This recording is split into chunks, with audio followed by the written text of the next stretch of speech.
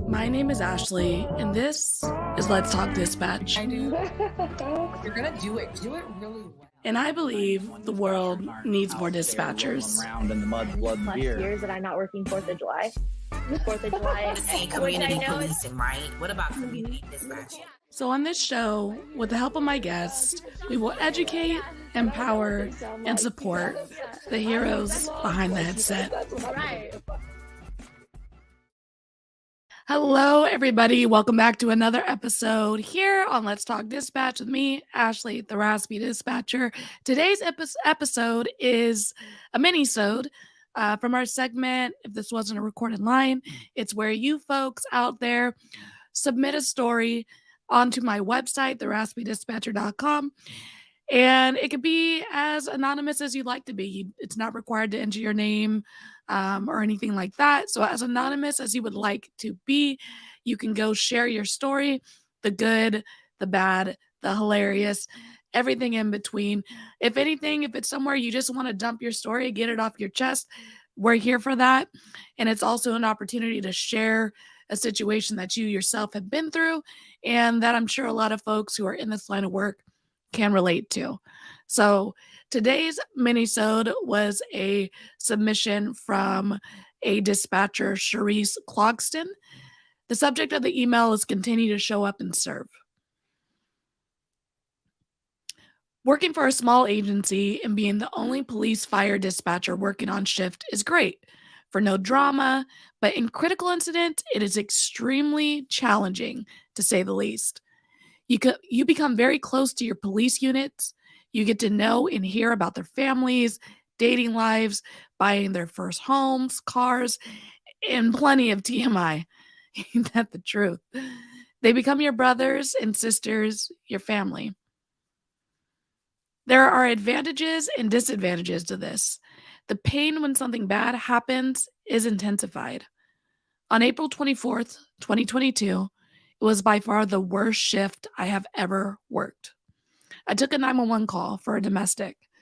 The female was scared on the phone and had her and their young child in the bathroom, and the husband was somewhere in the house, irate, and had a weapon. While still on 911, I started dispatching my patrol units to the scene. As the units arrived on scene, the husband shot out of the upstairs window. I heard the shot over the phone. The wife screamed, and another unit came over the radio and advised shots fired, officer down, all simultaneously. I froze for a second, and by the grace of God was able to then compose myself to continue talking with the wife on 911 and proceed to get all of the possible help and resources to the officers still on scene. 5 years prior, I was involved in an officer-involved shooting. 2 officers were hit but had survived and had returned to work. I say this because them returning to work gave me the hope and strength to continue working until I could get help in dispatch. Eventually, relief was able to come in, as well as most of the department at this time. I am extremely grateful how our small department pulls together in major incidents.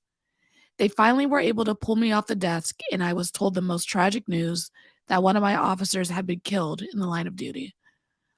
That same officer was one of the 2 that back in May 2017 had been shot as well. The disbelief and shock was of a magnitude I had never felt before. My heart was and is still broken. He was a brave young man that had served his whole life to give to others. He was a fireman, EMT, and ultimately a K-9 police officer. He loved to serve others, God, his parents, and his friends and co-workers. We have become close after his first shooting, and losing him has been a tremendous loss.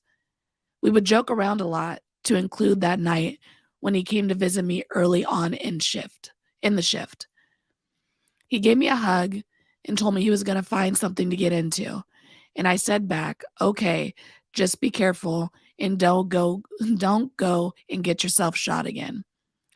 I felt lots of guilt for sending him to that call, for my last words to him. even if it was in kind jest and mostly of being involved in the incident that would never allow him to go home and see his mom again.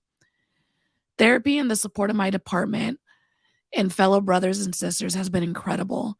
I choose to honor my fallen brother, friend, coworker by showing up and continuing to serve. Man, first and foremost, Cherise, thank you so much for submitting this story, being willing to be so vulnerable. It is hard working as a dispatcher for a department when there's an officer down call. I've lived it, I've experienced it, let alone to go through two with the same officer, and the second time that officer not being able to go home to their families is extremely tough, extremely tough. And you're right, continuing to show up and serve is one of the hardest parts and aspects of this job, even just from taking hard and tough calls, let alone one of the officers or folks you dispatch out getting hurt on the job in some way. But continuing to show up and serve is the way that we continue to support ourselves, support each other. And I am so happy to hear that your department and your coworkers have been so supportive through these tough things for the dispatch center, because it's not always the case, unfortunately. So again, Cherise, thank you so much for sharing this story with us, for everything that you do, for the support you give your officers and the community that you serve. Thank you so much. If you are interested in submitting a story to us here at the Raspy Dispatcher, all you have to do is head to theraspydispatcher.com, click on the Tell Your Story link, and there is a form there that you can submit your story. And again, it can be as anonymous as you would like to be. And it could be the good, the bad, the hilarious, anything in between. Just a place for us to share the things that we come across, the things we deal with in this line of work. Until next time, everybody, stay raspy.